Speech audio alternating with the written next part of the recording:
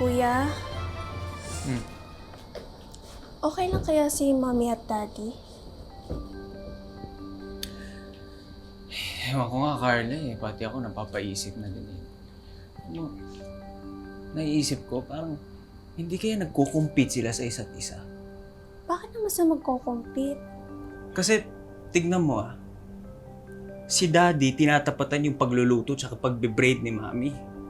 Si Mami naman lalaban din sa math. Diba? Oh, ano naman?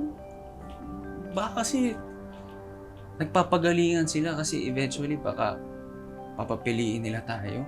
Papipiliin? Hindi ko gets. Kung kanino tayo sasama, Carla, kapag naghiwalay sila.